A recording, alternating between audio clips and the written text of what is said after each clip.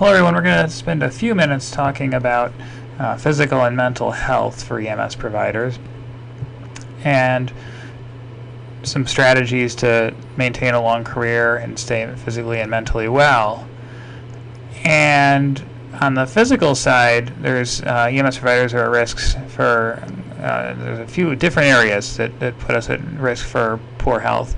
One is physical fitness. This is a demanding job, and injuries are common, and we don't take fitness as EMS providers as a whole. I don't take fitness as seriously as law enforcement and as the fire service do. And part of that is we work long shifts. Some people who post on street corners, they spend several hours sitting in a vehicle. People work overtime. They're just too tired, or there's not enough time in the rest of their workday, or there's not enough time in the rest of their week to fit in fitness. So there are some people out that have developed programs on how to be fit on duty. If a station has exercise equipment, that's great. If you're in a posted ambulance, he has some things with resistance bands and exercises you can do while parked, because that's what he did, and we're going to go over some of those videos. Another thing is food. We don't get rest breaks. We don't get food breaks in EMS, at least nowhere in this area. And so the options are a lot of times fast food or convenience stores. And if you didn't bring any food with you and you're going call to call to call and you're starving and your blood sugar's dropping, you're going to go to the first thing that you can find, or maybe even a vending machine. And that's okay in the short term, but over many years that builds up, and the blood sugar spikes aren't good to contribute to diabetes. And we really should have healthy options available to eat. It's not good for your health. It's not good for your preparation for the next patient. So I recommend if you pack food, that's usually healthier.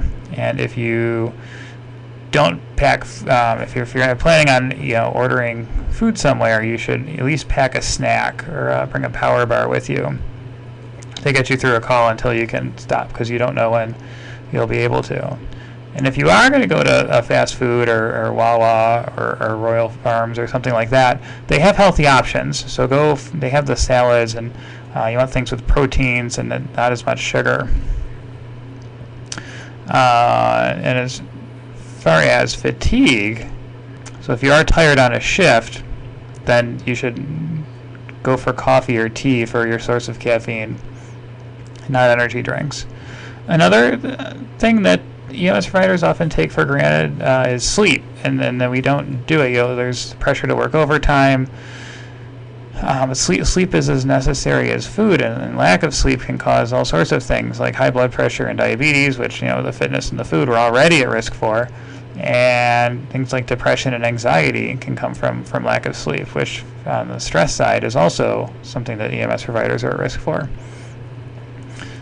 So you need to prioritize sleep on your day off, and not expect to get any. If you're at a service that allows sleeping on duty, you can never expect to get it. You never know when, even at the slow stations, you might be up all night or have one really serious incident in the middle of the night that you need to be prepared to handle.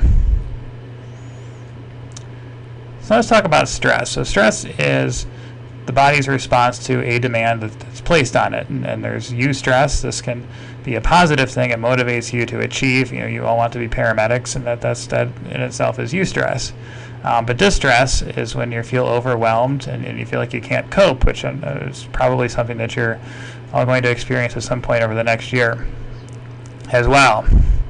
And both these are associated with life events. And now there's acute stress, which is something that we need to work under, and that we're gonna help prepare you for. And one of these affects your body. Your heart rate increases, your peripheral vision decreases. We call it tunnel vision. And actually your fine motor skills decrease. So something that if you're just practicing an airway maneuver on a table with up here, it's harder to do that on a real patient, because you're going to have your heart rate's going to be faster. You're actually going to lose dexterity in your hands. So that's why we're going to go through some exercises in lab to help you prepare for that. So that's the in the moment sort of performance stress. But there's the emotional stress. We're going to take care of sick children, and we're going to have multiple patients on a scene, and we're going to be put in stress that humans really aren't programmed to deal with well. And when people say, well, how can you deal with children who are badly injured? And in the moment, you really don't. You need to focus on the task, and that's okay. That's what you need to do to get through the call. The problem is when you can't, when you turn that off after the call, and you sort of lose that focus, and you sort of become numb, and then you may not let things bother you, but you're also not going to enjoy things in life either. And there can be a delayed stress reaction as well. You might feel okay after a bad pediatric call. It may affect you when you get off work. It may wake you up at night. And all of these are normal responses to abnormal things that people see. And there's also chronic stress.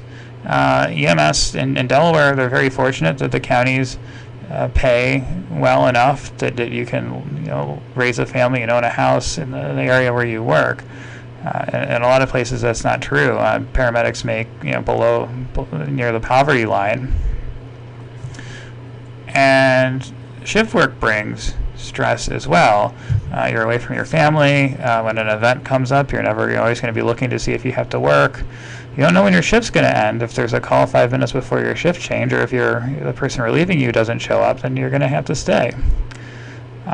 There's chronic sleep deprivation.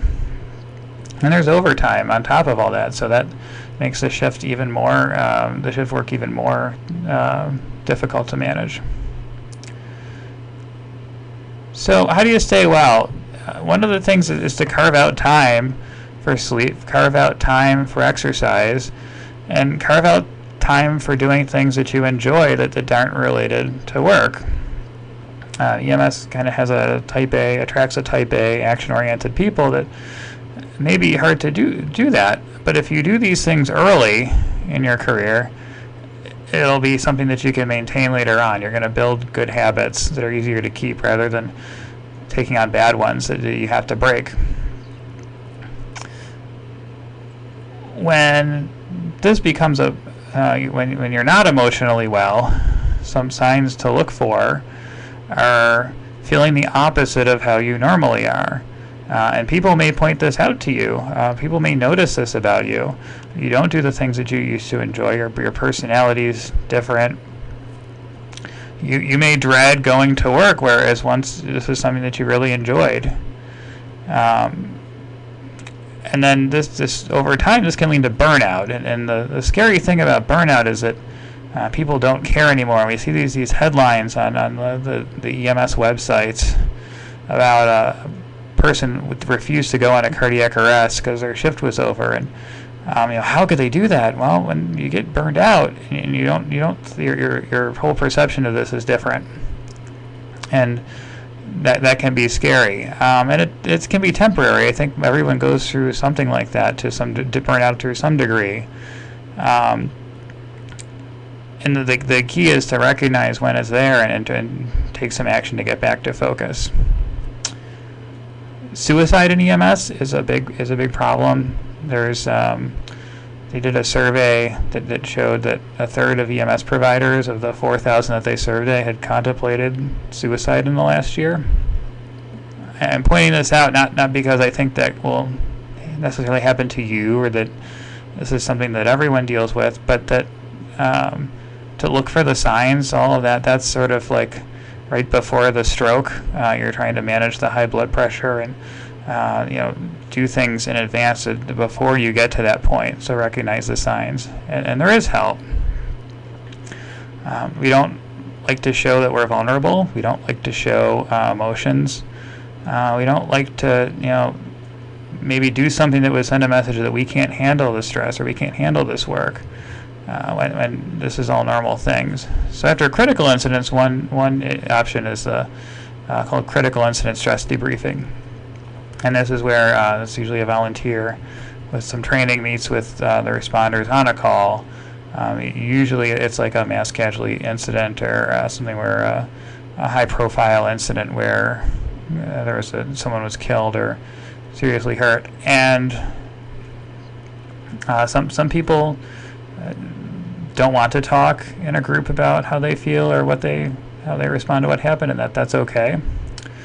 There's also employee assistant programs, and then there's therapists available through your health insurance. Now, unfortunately, there's a bunch of unhealthy ways to deal with this that I think are more socially acceptable. You'll hear lots of stories about parties and binge drinking and things like that, and whether people want to label it that way, this is probably dealing with stress. And then people don't talk about seeing therapists as much, but there are people that can help you deal with this and improve your relationships outside of work and be better prepared to care for your next patient and enjoy going to work some more. So that's a little bit. That's been 12 minutes about stress. We're going to cover this a lot more. This is going to keep coming up in the program. This is not. We're certainly not done with this topic. So that's all. Thanks.